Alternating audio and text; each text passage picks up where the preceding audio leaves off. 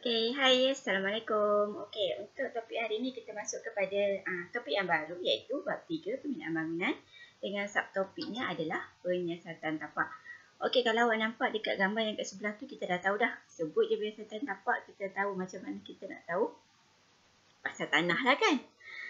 Okey, kita nak tahu dia punya keupayaan galas tanah, kita nak tahu dia punya kelembapan tanah. That's why kita kena buat penyiasatan tapak. Okey, kita tengok dulu apa itu definisi penyiasatan tanah. Okey, penyiasatan tanah dia merangkumi kerja-kerja peninjauan, dia merangkumi kerja-kerja pemerhatian, pengujian in situ. Maknanya in situ ni dibuat di tapak. Okey, pengujian tu dibuat di tapak. Pengambilan sampel, penentuan profil tanah di mana kita nak tahu tanah tu, keadaan tanah tu daripada bawah aras bumi macam mana profil tanah dia. Kita pergi kepada peringkat-peringkat penyiasatan tapak iaitu ada 6. Yang pertama adalah kajian awalan di mana kita dapat maklumat awal seperti peta topografi, peta geologi dan sebagainya.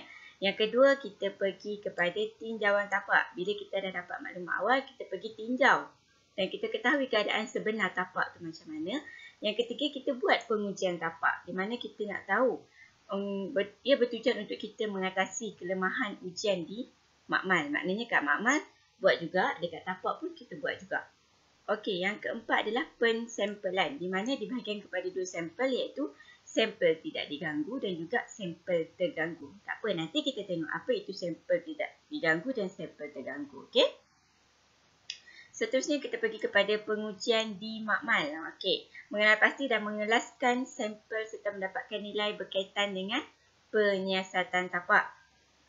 Okey, yang terakhir iaitu laporan penyiasatan tapak. Dia mengandungi fakta-fakta yang berkaitan dengan penyiasatan tapak, nasihat dan perakuan serta cadangan yang perlu kita ambil di peringkat penyiasatan tapak. Okey, yang seterusnya. Okey, tadi saya cakapkan apa itu sampel terganggu, apa itu sampel tak terganggu. Okey, kita pergi dulu kepada sampel tidak terganggu. Sampel tidak terganggu ni adalah struktur dan kandungan lembapan dikekalkan seperti yang terdapat di tapak bina. Sampel dimasukkan ke dalam bekas kedap udara dan disalut dengan sejenis bahan lilin supaya kita nak dapat kandungan lembapan dia tu, kita tak nak ganggu kandungan lembapan dia. Lepas tu sampel tu digunakan bagi ujian kekuatan ricih, pengukuhan dan juga kebolehterlapan tanah. Ini adalah sampel tidak terganggu. Kalau sampel terganggu ni maksudnya apa? Okey, dia diambil semasa proses pengerekan dan penggerudian tanah dijalankan. Maksudnya kita dah ambil masa dalam proses pengerekan tu. Sampel ni dimasukkan ke dalam bekas bebas udara sebelum dibawa ke makmal. Kandungan lembapan juga seboleh-bolehnya seperti yang terdapat di tapak. Sampel ini digunakan bagi pengujian pengelasan tanah. Kita nak tahu tanah tu jenis apa. Okey, dekat kandungan laporan tadi tu kan ada last sekali Yang last sekali adalah berkaitan dengan kandungan laporan penyiasatan tapak. Mestilah ada pengenalan, ada bahan-bahan binaan, penerangan tentang tapak, tapak tu jenis macam mana, komen dan perakuan daripada yang berkaitan. Contohnya bahagian perakuan tu daripada kalau bahagian tanah, bahagian geologis kan. Lepas tu keadaan geologi tapak, appendix dia, lepas tu butiran-butiran khusus yang berkaitan dengan tapak. Okey, kos penyiasatan tapak pula. Okey, kos penyiasatan tapak ni dia bergantung kepada saiz projek, kedalaman penyiasatan daripada permukaan bumi. Maknanya nak korek tanah sampai dalam mana, selagi dalam, lagi mahal lah kos dia. Okey, keadaan tanah. Kalau tanah yang memang berbatu yang keras-keras kan, yang tu lagi mahal. Lepas tu keadaan fizikal dia. Senang, keadaan fizikal maksudnya macam mana keadaan fizikal tanah tu. Senang tak untuk kita masuk kan. Dan juga jumlah maklumat yang sedia ada. Okey, projek yang mudah diakses lebih murah berbanding di kawasan sukar akses. Maksudnya kalau kawasan yang bahagian kita nak buat rumah kat tepi-tepi jalan je kan. Yang tu murah lah.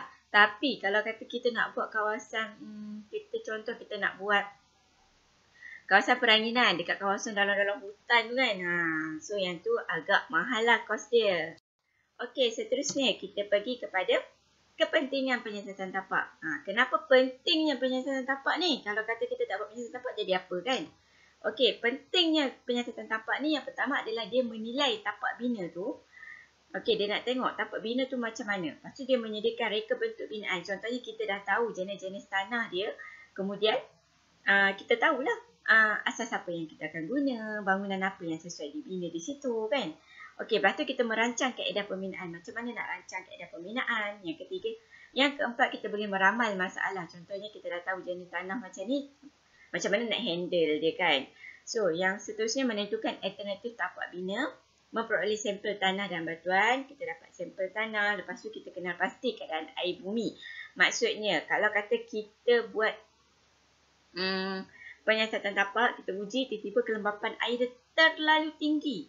So, kita cuba cari entah memang kawasan tu kawasan yang laluan air bawah tanah. So, maknanya kat situ tak sesuai untuk kita buat pembinaan.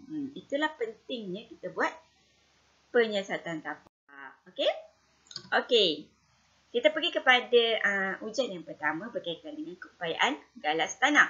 Okey, keupayaan galas tanah ni berkaitan dengan kemampuan tanah itu untuk menanggung beban bangunan. Okey, kaedah untuk menguji keupayaan galas tanah ni ada dua jenis ataupun dua kaedah, iaitu ujian penusukan piawai ataupun SPT dan juga ujian proba Mackintosh. Okey, kalau ujian SPT ni adalah tujuannya adalah untuk menentukan nilai keupayaan galas tanah bagi tujuan reka bentuk asas dalam. Okey, kalau kata ujian proba Mackintosh ni untuk menentukan nilai keupayaan galas tanah bagi tujuan reka bentuk asas cetek. So, kita dah belajar kan asas-asas sebelum ni kan? Apa itu asas dalam, apa itu asas cetek. So, ada perbezaan di antara kedua-dua kaedah ini. Tapi yang biasa kita gunakan adalah, kalau kat sekolah kita, lagipun dalam buku teks pun, lebih terangkan kepada ujian proba Mackintosh. Kalau nanti ada rezeki awak masuk balik sekolah, kita akan buat ujian proba Mackintosh ni, okey? Okey, kita tengok apa itu ujian proba Mackintosh. Okey, dia bertujuan untuk menganggarkan nilai keupayaan galas tanah serta penentuan pemilihan jenis-jenis asas bagi projek pembinaan yang tidak sukar. That's why dia adalah sesuai untuk asas cetek tadi tu. Okey, kita tengok pula apa itu peralatan yang diperlukan. Okey, untuk dia kena ada set penukul, kena ada penyambung, kon keluli, penarik rod, pembaris dan juga rod besi. Okey, kita tengok pula prosedur-prosedur dia. Okey, mula-mula kita akan sambungkan kon keluli pada bahagian bawah rod besi dan set penukul pada bahagian atas rod besi.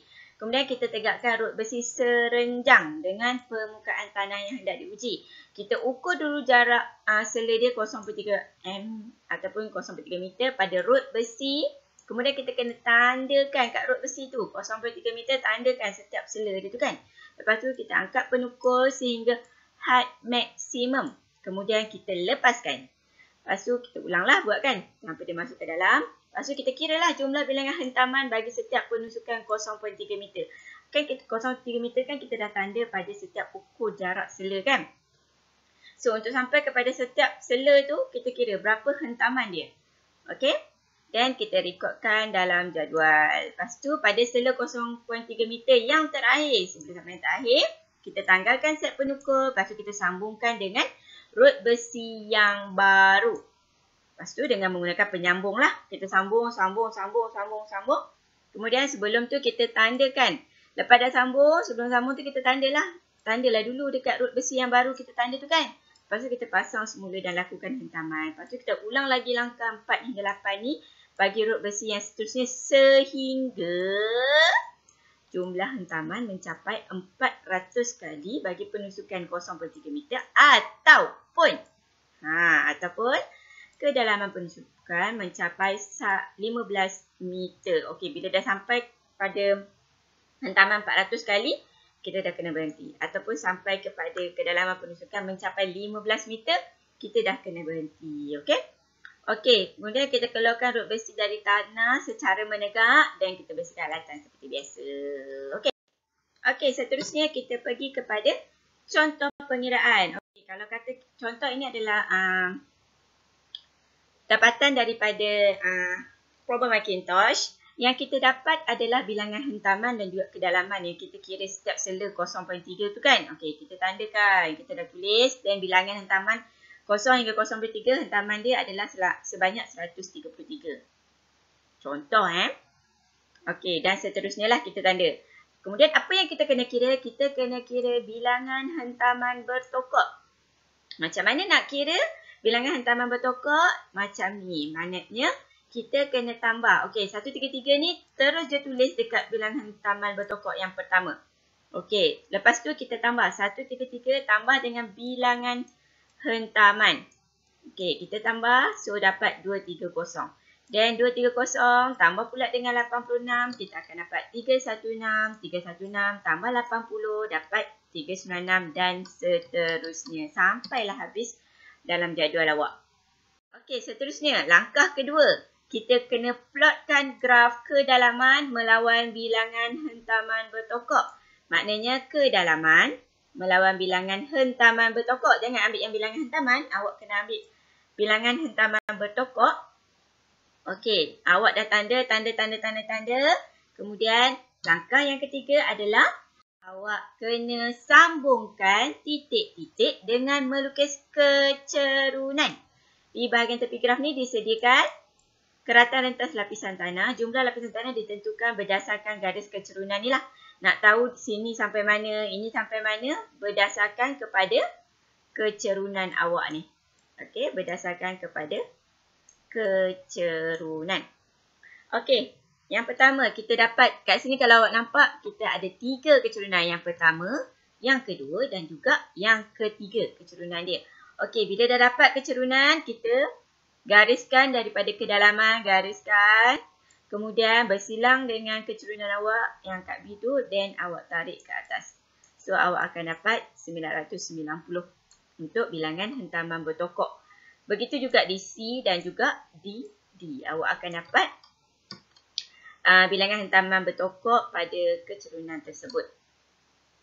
Okey, kat mana nak guna 990, 1619, 2369 ni? Kita nak guna pada langkah yang keempat. Okey, untuk langkah yang keempat, dia kata kirakan bilangan hentaman per 0.3 meter bagi setiap lapisan seperti dalam graf dan dapatkan nilai keupayaan galas tanah merujuk kepada graf piawaian keupayaan galas tanah. Okey, kita kena kira dulu yang ni. Kat mana dapat 990 ni cikgu?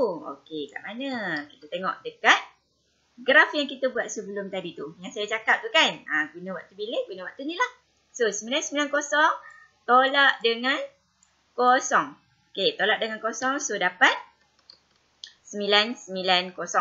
Dan cikgu kat sini jumlah sela ni kat mana pula? Okey, jumlah sela ini adalah lapisan AB. Maknanya A ke B. So, kita jumlah sela dia 3.0 ke 0.0. Okey. So, dah dapat. So, dapat 10. Dan bilangan hentaman dia 990 bahagi dengan 10. So, kita dapat 99 bilangan hentaman.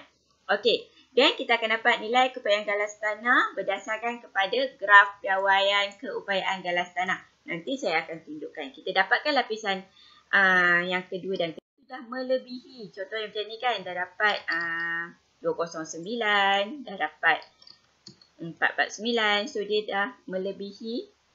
Melebihi je 100 ataupun 110 ni dah dikira. Dia melebihi keupayaan galas tanah 500 kilonewton. Okey, kat mana? Tadi saya cakap tu. Okey. Lapisan AB kalau ingat kan, dia 99 betul bilangan hentaman dia. So, kita garis naik ke atas. Dan bersilang dengan graf dia. Kemudian kita gariskan sehingga dapat dia punya keupayaan galas. Okey, seterusnya. Tadi keupayaan galas tanah. Kemudian kita tengok pula kepada kandungan lembapan tanah. Okey, kandungan lembapan tanah ni adalah untuk menentukan jumlah dan peratus kelembapan dalam tanah tu. Okey, ujian kandungan lembapan tanah ni ada dua jenis, iaitu yang pertama adalah ujian speedy dan yang kedua adalah ujian ketuha. Okey, kalau ujian speedy ni kita boleh terus buat di tapak ataupun yang tadi kita sebut penyiasatan in situ. Maksudnya kat situ kita buat. Okey. Terus boleh dibuat di tapak. Kalau ujian ketuhan ni dibuat di makmal. Maknanya dia mengambil masa yang lama sikit lah. Contoh, kalau untuk ketuhan ni dia mengambil masa dalam tempoh 24 jam. Untuk dapatkan keputusan dia. Okey, yang pertama kita tengok dulu apa itu ujian speedy. Tujuan dia adalah untuk mendapatkan nilai kandungan lembapan tanah. Okey, kita tengok apa peralatan dia. Okey, peralatan untuk ujian speedy ni mestilah ada meter tekanan lembapan, ada kalsium karbida, kain pengesat, penimbang, ada 2 biji berbola keluli, penyukat dan juga berus. Setiap satu ni ada kegunaan dia. Okey, berus ni adalah untuk bersihkan meter tekanan lembapan. Penyukat ni untuk kita ambil kalsium karbida ni masukkan dalam meter tekanan. Kain pengesat ni untuk lap lah kan. Lap untuk bersihkan. Penimbang ni untuk kita timbang sampel. 2 biji berbola ni memang kena masukkan lah ketika kita buat ujian. Okey, kita tengok prosedur dia. Okey, yang pertama kita bersihkan bekas PD dan penutup. Kita bersihlah dengan berus dan juga dengan kain pengesat tu kan. Kenapa kena bersihkan? Supaya tak ada bendasing-bendasing lain. Habuk-habuk ke pasir-pasir yang kita tak nak tu kan. Okey, ambil sampel tanah dan timbang berat dia guna penimbang yang tadi tu. Dan kita masukkan sampel tanah ke dalam bekas PD. Masukkan 2 biji berbola keluli tadi tu kan. Masukkan. Kemudian kita masukkan 2 sukat penuh kalsium karbida. Masukkan kalsium karbida sebanyak 2 sukat. Dan kita pegang bekas PD secara mendatar dan tutupkannya. Okey. Pegang secara mendatar dan tutupkannya. Mendatar maksudnya macam ni lah kan. Okey, mendatar dan tutupkannya. Kemudian kita tegakkan bekas PD. Okey, tadi dah mendatar ni kita tegakkan pula. Tadi mendatar ni kemudian kita tegakkan dan kita goncangkan selama 5 saat. Bukan 5 minit, bukan 5 jam, bukan 5 hari. Okey, 5 saat. Dan kita perhatikan diameter dia selepas 1 minit. Bekas PD tu diterbalikkan. Kemudian kita lakukan proses 7 dan 8 ni, tegakkan. Lepas tu goncang selama 5 saat dan perhatikan diameter sebanyak 3 kali bagi tanah yang sama. Maknanya kalau sampel X1 tu sebanyak 3 kali lah kita kena buat. Dan kita buang sisa ujian dan bersihkan bekas PD. Ulang proses 2 hingga 11 untuk 2 contoh tanah yang lain untuk X2, X3 dan seterusnya. Okey. Hitungkan nilai kandungan lembapan. Kemudian kita puratakan untuk dapatkan peratus kandungan lembapan. Okey, ini adalah Ini adalah hasil ujian sampel tanah iaitu sampel X1, X2 dan X3. Contohnya bacaan meter dia adalah 16, 14 dan 12. Okey, ini adalah formula untuk kandungan lembapan bagi ujian SPD. Untuk ujian SPD, ujian ketuha, kandungan lembapan, formula dia adalah berlainan. Okay, kita ingat jangan salah formula tau. Okey, yang pertama adalah kita kira kandungan lembapan bagi setiap sampel. Contohnya macam sampel X1 tadi adalah 16 kan. So, kita kiralah 16 bahagi dengan 1 tolak 16 per 100. Kita dapat 19.05%, 16.28, 3.84. So, dah dapat ni kita puratakan. Mana kita tambah ketiga-tiga ni. Dan kita bahagi dengan 3. Kita dapat peratus. Purata kandungan lembapan. Okey, kita masuk kepada ujian ketuha pula. Tujuan dia adalah sama adalah untuk dapatkan nilai kandungan lembapan. Okey, ini adalah peralatan dia. Di mana dia menggunakan ketuha. Ketuha macam oven rumah kita lah kan. Tapi ini untuk tanah. Janganlah awak pergi pula uji guna oven mak awak kan. Mahu marah mak awak nanti. Jangan. Okey, kena ada bekas aluminium dan penutup. Dan juga penimbang. Bahan dia mesti kena ada tanah lah. Kalau tak awak nak uji apa. Okey, kita masuk kepada prosedur dia. Okey, prosedur dia tandakan setiap bekas aluminium dengan nombor 1, 2, 3. Okey, bekas aluminium tu kita tanda 1, nombor 2 dan juga nombor 3. Kemudian kita timbang berat setiap bekas aluminium bersama dengan penutup. Bekas aluminium dan penutup tu kita timbang dan kita catatkan sebagai W1. Okey, kemudian kita ambil sampel tanah, kita masukkan ke dalam setiap bekas aluminium dan tutup bekas aluminium tersebut. Kemudian kita timbang dan kita catatkan lagi berat dia sebagai W2. Maknanya kita dah masukkan tanah dalam bekas dan kita tutup, kita timbang. Okey, itu dapat W2. Kemudian kita buka penutup, kita letakkan kat bawah bekas. Okey, buka penutup, letak bawah bekas. Kemudian kita masukkan dalam ketuha dengan suhu 105 sehingga 110 darjah Celsius selama 24 jam. Maknanya sehari lah kan.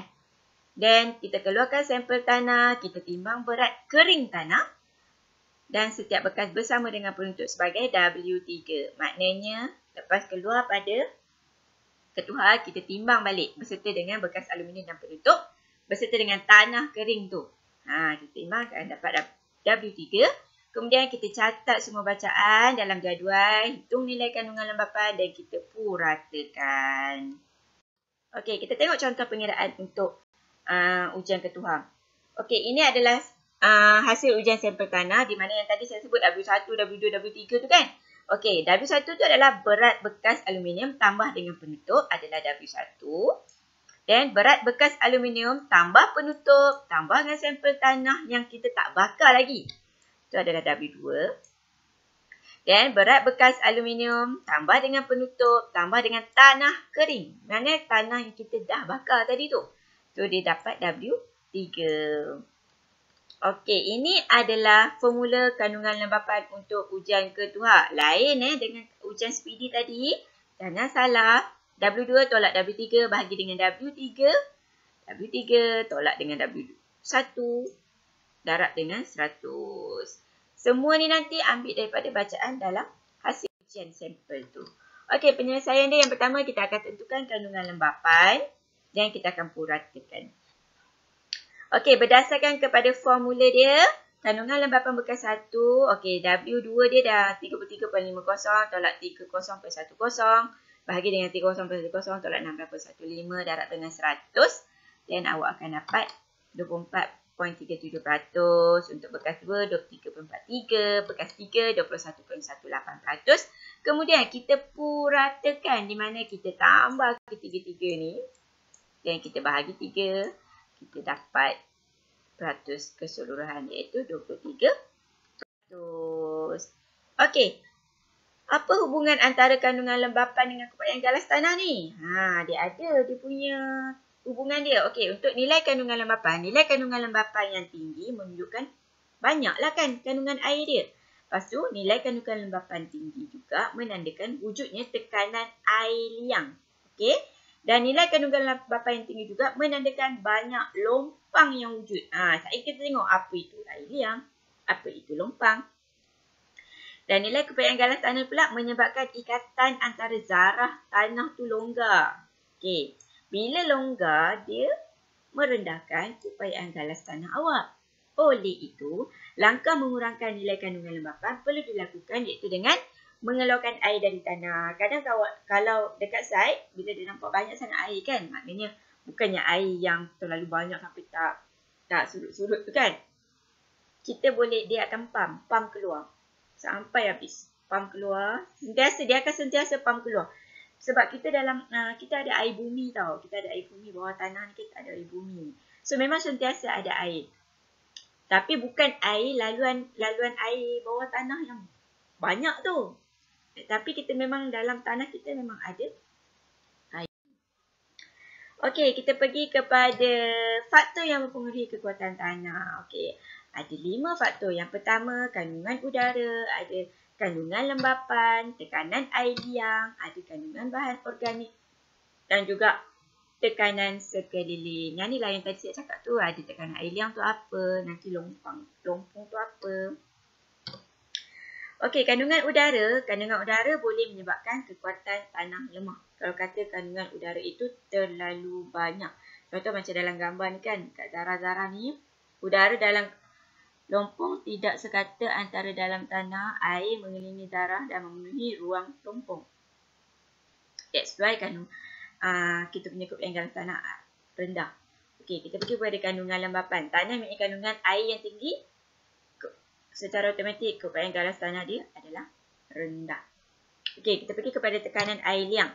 Tekanan air liang meningkat akan melemahkan ikatan antara zarah ni. Okey, tekanan air liang ni adalah air yang ada dalam struktur tanah, dalam rongga-rongga tanah tu kan. Kita tengok tekanan air liang dia macam mana. Banyak kan. Biru dengan merah ni awak akan tengok tekanan air liang dia, aliran air dia.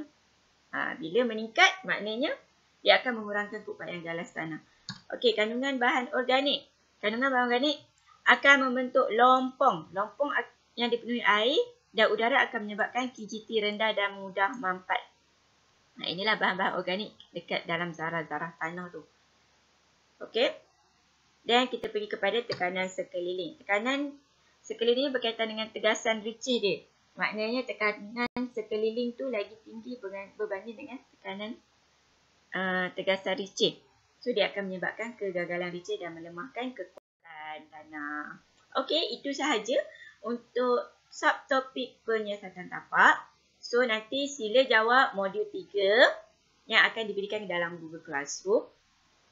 So, awak bincanglah bersama-sama dengan guru masing-masing, iaitu dengan saya, Cikgu Intan dan juga Cikgu Radin. So, terima kasih kerana mendengar. Kalau tak faham apa-apa, nanti kita bincang bersama-sama di dalam Google Meet. Okay, bye. Assalamualaikum.